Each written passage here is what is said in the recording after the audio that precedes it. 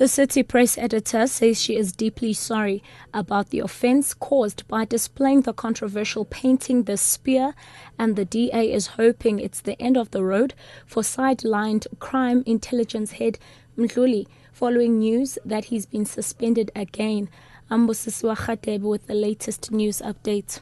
City Press editor Ferial Hafaji says she is deeply sorry about the offence caused by displaying the controversial painting The Spear on the newspaper's website and has apologized to President Jacob Zuma's family. The painting depicting Zuma with exposed private parts was the subject of a court battle this week when the ANC applied to have it taken off exhibition at the Goodman Gallery and an image of it removed from the City Press website. The painting was on Tuesday defaced when two men poured paint over it.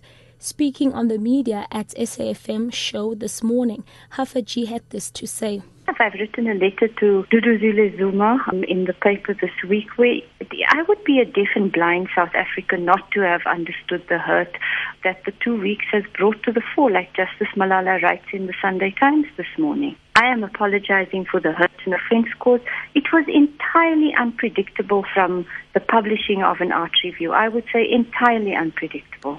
President Jacob Zuma has urged communities to join government in addressing the plight of child-headed households. The president said this after visiting a home headed by a 22-year-old woman in Galeshewe Township outside Kimberley in the Northern Cape.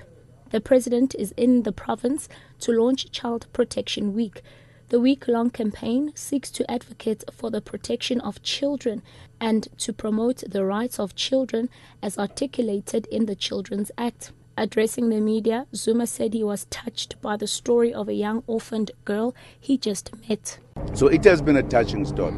I believe that as we launch this week of child protection, this is one story that must touch the hearts of South Africans. The minister has just said government is training about 10,000 of social workers because it is clear this challenge needs more effort so that we can reach each and every other house in a similar situation. So this to me has been an important visit.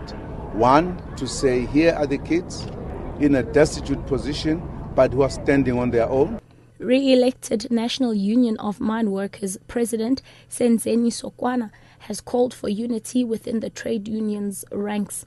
Sokwana was re-elected along with General Secretary Frans Baleni, fending off a spirited challenge from a group led by former Deputy Secretary General Oupa Komane.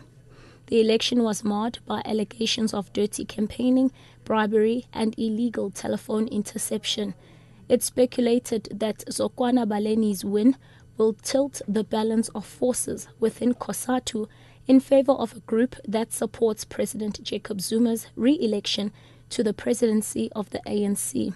Sokwana has urged unity while at the same time vowing to deal with companies that he alleges paid for the campaigns of some candidates.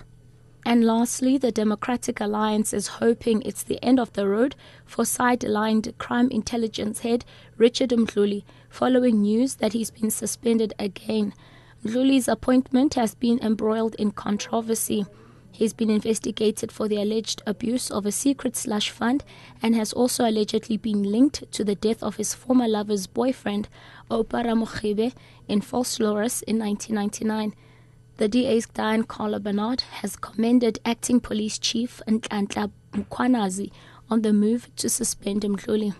Catch the latest news anytime here on Newsbreak, Option 1.